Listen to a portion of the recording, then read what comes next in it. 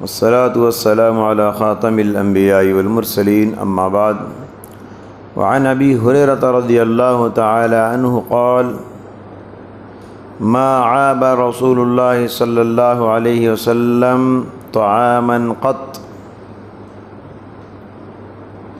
إن اشتهاه أكله وإن كرهه تركه۔ صحیح بخاری اور مسلم کی حدیث آپ کے روبرو پڑھی گئی۔ حضرت ابو ہریرہ عبد الرحمن بن صخر الدوسی رضی اللہ تعالی عنہ سے روایت ہے، کہتے ہیں کہ اللہ کے نبی صلی اللہ علیہ وسلم نے کبھی کھانے کی چیز میں عیب نہیں نکالا۔ پسند آتا تو کھا لیتے، پسند نہیں آتا تو چھوڑ دیتے۔ اس میں اللہ کے نبی صلی اللہ علیہ وسلم کی پوری زندگی کا خلاصہ پیش کیا گیا کھانے پینے کے سلسلے میں۔ آپ کو معلوم ہے اللہ کے نبی صلی اللہ علیہ وسلم پوری زندگی غریبی کی زندگی گزارے، ناداری کی زندگی گزارے، مفلسانہ زندگی گزارے۔ ام المؤمنین صدیقہ بنت صدیق رضی اللہ تعالیٰ عنہ فرماتی ہیں، ہم ایک چاند دیکھ لیتے، 2 چاند دیکھ لیتے، 3 چاند دیکھ لیتے، مطلب 2 مہینے تک ہمارے گھر میں چولہا نہیں جلتا تھا۔ ایسی غریبی اور مفلسی کے باوجود اللہ کے نبی نے کبھی کھانے پر توجہ نہیں دی، اس میں عیب نہیں نکالا، کیونکہ انسان آج کھانے میں ذرا فرق ہو جائے انسان فوراً بھڑک جاتا ہے، ذرا نمک زیادہ ہو جائے، ذرا مرچ کم ہو جائے تو انسان کی عادت یہ ہے کہ بڑے تبصرے کرنے لگتا ہے، فوراً کھانے پینے کی چیزوں میں عیب تلاش کرنے لگتا ہے۔ بیچاری ہماری خواتین کوشش کرتی ہیں کہ اچھا بنائیں، کون خاتون چاہتی ہے کہ اپنا سالن خراب کرے؟ ان کی کوشش ہوتی ہے کہ اچھا بنائیں، اچھا پکائے، اچھا کھلائے، سب کو خوش کریں۔ پھر بھی انسان ہے، کبھی کمی زیادتی ہو جاتی ہے، اس کو مسئلہ نہیں بنانا چاہیے، ان کے جذبات کا بھی لحاظ رکھنا چاہیے۔ کھانے پینے کی چیز ہماری ماں بہنیں جو بناتی ہیں، آپ کے 1-2 تعریف کے جملے اس سے ان کا جی بھر جاتا ہے۔ اگلے بار وہ کوشش کرتے ہیں کہ اور اچھے بنائیں کیونکہ میری تعریف ہوئی ہے، وہ تعریف سننا چاہتی ہیں۔ پکا کر جب آپ کے سامنے پیش کرتی ہیں تو ان کے دل میں خواہش ہوتی ہے کہ میرے ڈش، میرے پکوان کی تعریف ہو۔ آپ کو 1-2 تعریفی جملے اگر کریں گے تو اگلے بار انشاءاللہ اور اچھا بنے گا، لیکن عیب پر عیب نکالتے رہیں، تعریف نہ کرے تو ایسے پکوان جلدی سیٹ نہیں ہوتے۔ تو پیارے نبی صلی اللہ علیہ وسلم کی سیرت یہ بتاتی ہے کہ زندگی میں کبھی پیارے نبی صلی اللہ علیہ وسلم نے کھانے پینے کی چیزوں میں عیب نہیں نکالا، پسند آتا تو کھا لیتے ورنہ چھوڑ دیتے۔ ایک مرتبہ پیارے نبی کے دسترخوان پہ حضرت خالد بن ولید رضی اللہ تعالیٰ عنہ بھی تھے، اور دسترخوان پہ گھوڑ پھوڑ رکھا گیا تھا۔ گھوڑ پھوڑ جانتے ہیں آپ لوگ، اڑومو کہتے ہیں شاید تیلگو میں اس کو۔ حضرت خالد بن ولید نے دیکھا کہ اللہ کے نبی کا ہاتھ اس کی طرف جاتا نہیں ہے، تو حضرت خالد نے پوچھ لیا، احرام الضب یا رسول اللہ، کیا اللہ کے نبی گھوڑ پھوڑ کا کھانا حرام ہے؟ تو پیارے نبی صلی اللہ علیہ وسلم نے فرمایا کہ انہا لیست بارض قومی، بات ویسی نہیں کہ یہ گھوڑ پھوڑ جو ہے ہمارے سرزمین پہ پایا نہیں جاتا، اس سے میری طبیعت نہیں چاہتی اس کو کھانے میں۔ حضرت خالد بن ولید نے دیکھا کہ اللہ کے نبی نہیں کھا رہے ہیں تو وہ کھا لیے۔ تو معلوم کیا ہوا، اللہ کے نبی کو کوئی چیز پسند نہیں آتی تو چپ ہو جاتے، بس اس میں عیب نہیں نکالتی، یہ ایسا ہے وہ ویسا ہے نہیں بولتے، آپ کو پسند نہیں آپ مت کھائیے۔ دعوتوں میں بیٹھ کر بھی تبصرے ہوتے ہیں، اتنا اہتمام سے ایک آدمی دعوت بنا کے کھلاتا ہے اور ٹیبل پر بیٹھ کے ادھر ایک بولتا ہے ادھر ایک بولتا ہے، بات چاروں طرف پھیلتی ہے، ہوتے ہوتے اس تک وہ بات پہنچتی ہے، اس کے دل کو کتنی کوفت ہوتی ہے۔ بہرکیف ایک مرتبہ اللہ کے نبی صلی اللہ علیہ وسلم دوپہر کے وقت گھر سے باہر نکلے،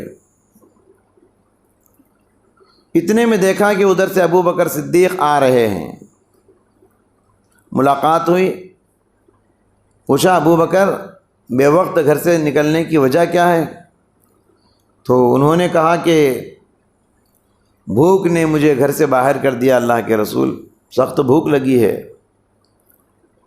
دونوں مل کے جا رہے تھے، اتنے میں حضرت عمر بھی باہر آ گئے، پوچھا کیا بات ہے؟ تو حضرت عمر نے کہا کہ سخت بھوک نے مجھے گھر سے باہر نکلنے پر مجبور کر دیا ہے۔ اللہ کے نبی نے فرمایا میرا بھی یہی حال ہے، چلو ہم انصاری صحابی کے گھر چلتے ہیں جن کو کھجوروں کا باغ ہے۔ تینوں صحابہ ان کے گھر گئے، گھر والی نے کہا کہ گھر والا نہیں ہے، وہ میٹھا پانی لانے کے لیے جا کے، پرانے زمانے میں مٹکوں میں دور جا کے کنویں کا پانی لاتے تھے، پینے کا پانی۔ یہ گفتگو ہو رہی تھی، اتنے میں وہ صحابی بھی آ گئے، دور سے دیکھا کہ کون حضرات میرے گھر آئے ہیں اس وقت میں۔ جب قریب آئے تو اتنا خوش ہوئے کہ کائنات کی سب سے عظیم ہستیاں میرے گھر تشریف لائیں، اس سے بڑی سعادت کی بات کیا ہے؟ پیغمبروں کے سردار آئے ہیں، اور صحابہ میں سب سے عظیم انسان ابو بکر آئے ہیں، اور ابو بکر کے بعد سب سے عظیم انسان عمر آئے ہیں۔ اتنی بڑی بڑی شخصیات میرے گھر کیا پر آنا میرے لیے کتنی سعادت کی بات ہے۔ فوراً کیا کیے، گھر میں کھجور تھے لا کے رکھ دیے، وہ کھجور کھا رہے تھے، پھر اندر جا کے بکری ذبح کر دی۔ اللہ کے رسول بڑے انسان گھر آئے ہیں، بکری ذبح کر دی۔ اہل علم اس واقعے کو سامنے رکھ کر لکھتے ہیں کہ جب بھی کوئی مہمان گھر آئے تو گھر میں جو کچھ ہے پہلے وہ پیش کر دینا چاہیے، مہمان کو بٹھا کر انتظار نہیں کرانا، سالن بن رہا ہے کھانا بن رہا ہے جب تک ویٹ کرو، پہلے کچھ رکھ دینا چاہیے۔ جیسے عام طور پہ ہمارے پاس ویلکم ڈرنک بولتے نا، کچھ بھی گھر میں جو ہے پہلے پانی پلائے، کچھ جوس پلا دیے، اس کے بعد جو بھی اہتمام سے پکوان ہوتا ہے وہ کھلائیں گے ہی بعد میں پیٹ بھر کے، یہ ہونا چاہیے۔ میرے حال اللہ کے نبی باغ میں بھی تشریف لے گئے، ٹھنڈا پانی پیے، ٹھنڈے سائے میں بیٹھے، کھجوریں کھائے، پھر جو بنائے کھانا کھائے، پیٹ بھر کے سیر ہو کے کھائے۔ کھانے کے بعد پیارے نبی نے حضرت ابو بکر حضرت عمر کی طرف متوجہ ہو کے فرمایا لَتُسْأَلُنَّ يَوْمَئِذٍ عَنِ النَّعِيمِ، یہ ٹھنڈا سایہ، یہ ٹھنڈا پانی، یہ کھائے جو بھی ہم لوگ سیر ہو کے، یہ سب اللہ کی نعمتیں ہیں، ان نعمتوں کے بارے میں کل ہم سے سوال ہونے والا ہے۔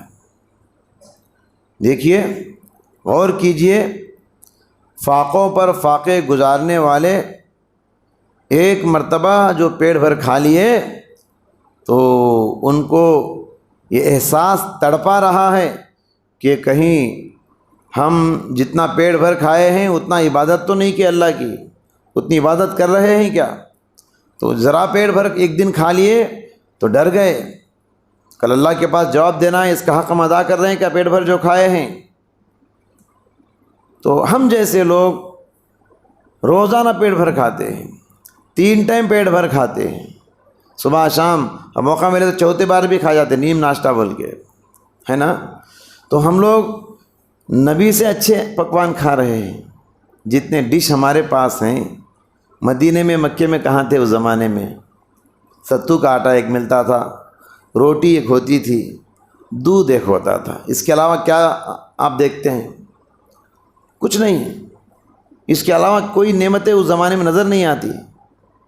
کبھی کبھی شوربے میں روٹی کے ٹکڑے ڈال دیتے، سرید اسے کہتے ہیں، وہی سب سے بڑا ڈش تھا اس زمانے کا، سب سے بڑا ڈش۔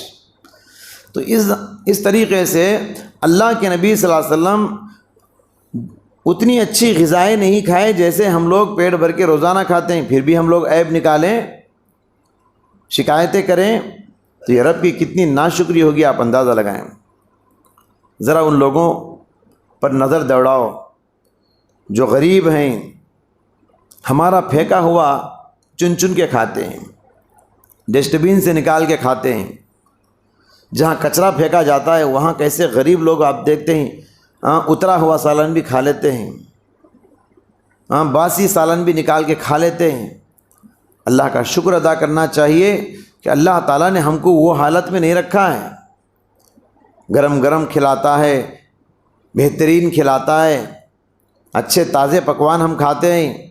تھوڑا بہت کمی زیادتی ہو جائے اس کو برداشت کر لینا چاہیے، لیکن نبی کی سنت کو یاد رکھیں کہ کبھی کھانے میں عیب نہ نکالیں۔ بہرحال یہ اللہ کے نبی صلی اللہ علیہ وسلم کی عظیم سنت ہے، اور صحابی ابو ہریرہ نبی کی پوری زندگی کا خلاصہ بول رہے ہیں کہ زندگی میں کبھی عیب نہیں نکالیں، زندگی میں کبھی نہیں نکالیں۔ تو لہٰذا یہ سنت بھی ہم کو یاد رکھنا ہے۔ اللہ تعالیٰ سے دعا ہے اللہ تعالیٰ ہم سب کو پیارے نبی صلی اللہ علیہ وسلم کی ایک ایک سنت پر عمل کرنے کی توفیق عطا فرمائے، اور اللہ تعالیٰ ہم سب کے روزوں کو قبول فرمائے، ہم سب کی نمازوں کو قبول فرما۔ اے اللہ صحت و عافیت کے ساتھ اس سارے رمضان کو روزوں کے ساتھ گزارنے کی توفیق عطا فرما۔ اے اللہ رمضان میں جیسے ہم نماز فجر کی پابندی کر رہے ہیں، اے اللہ غیر رمضان کا پروردگار بھی تو ہی ہے، غیر رمضان میں بھی ہم کو اسی طرح مسلمان بن کے نمازوں کی پابندی کرنے کی توفیق عطا فرمائے۔ آمین۔ وآخر دعوانا ان الحمد للہ رب العالمین۔